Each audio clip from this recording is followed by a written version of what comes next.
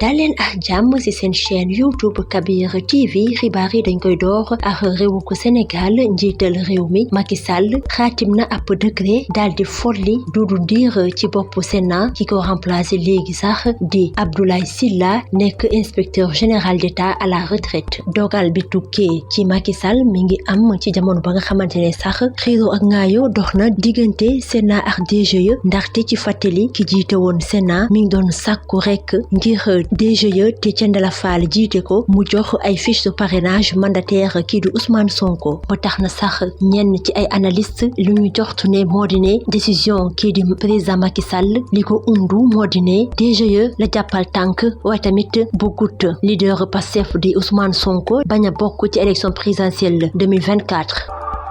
te Guinée Conakry kii di Moussa Dadis Camara te jiite woon sax réew moomule daal na delluwaat ca kaso ba li mel ki ko xamle sax di ab avocat ancien président guinéen bile caabi féeti na ko ginnaaw foofee ca Conakry boobu ak léegi sax ëpp na benn at kii di Moussa Dadis Camara dafa daal di génn ca cellule am niki samedi bi laata fajar mu daal di àndax sax ak benn commando mi nga xamante ne dañ ne dafa gannaayo ba fees del buñ sukkandikoo ci avocat Dadis Camara moo di ne kii di client dawut génn ca kaso ba waaye nag ab benn commando moom moo ko jota enlevé maanaam fokkati génnee ko fa ba tey bu ñu sukkandikoo ci kàddu avocat boobule moo di ne kii di Dadis Camara dafa daal di mujjee rëcc delluwaat ca kaso ba ci fàttali sax ancien président guinéen bile yoon mi ngi koy toppee ci wareef ba nga xamante ne jotoon na ko am ñaar fukki fan ak juróom-ñett ci weeru septembre 2009 ba tax na sax lu ëpp téeméer doomu aadama daal ci ñàkk seeni bakkan ci fàttali sax ancien président guinéen bile yoon li mu koy toppee moo di ne wareef ba nga xamante ne jotoon na ko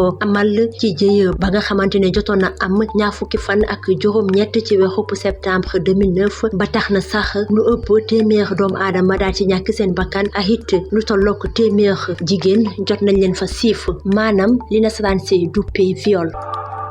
réew bi ñu oo Népal foofee nag lu ëpp 150 doomu aadama jot na ñàkk seen bakkan ci benn séisme magnitude 5,6 ay it lu ëpp téeméer doomu aadama jëlee nañ ci ay gaañu-gaañu ci boobule tremblement de terre maanaam suuf bu yëngu li ni mel sax indi na ab jëya ca ouest réew bi di Népal ay kër yu bëri jot nañ ci yàqu bu ñu sukkandikoo ci RFI.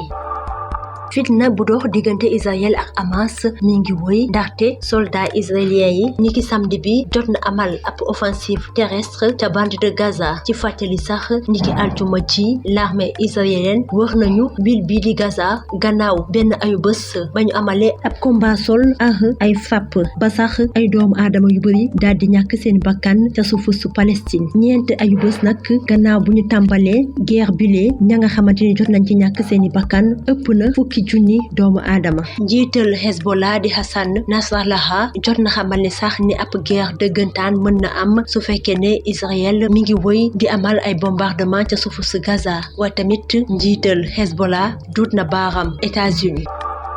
Emmanuel Macron jot na xibaar ni tamit ni danañu amal ab conférence humanitaire yu ñeel civil yi nekk ca Gaza niki juróom-ñeent fan ci weeru novembre bi ñu nekk naka noonu ca Berlin ay junni doomu aadama jot nañ amal ab manifestation ngir fësal ne ni ñoom ñi lee dañuy jàppale palestiniens yi waaye tamit ci grande ville yi nekk ci àdduna wërgal këpp ay doomu aadama jot nañ amal ay doxub ñaxtu yu bëri ngir fësal ne ñoom ñi lee ànduñu ci guerre ba nga xamante ne moom moo am ca bande de Gaza. chef diplomatie américaine bi jot na adduwaat ne niki samedi bi ni États-Unis li mu bëgg moo di ne ñi amal ay pause humanitaire ci fitna ba nga xamante ne moom moo dox diggante Israël ak Hamas États-Unis jàpp na ne sax ne effort yi nga xamante ne jot na am mën na yombal ñi amal ay pause humanitaire li mel sax chef diplomatie américaine bi mi ngi ko doon xamle ci benn jano ba nga xamante ne sax jot na ko amal ak taskatu xabaar yi foofee ca Amman te nekk sax capitalu ci Jordanie góor sile li mu bëgg moo di ne civil palestinien yi ñu bañ a loru ci guerre bi waaye tamit ñi accéléré yónnee ay ndimbal ca bande de Gaza.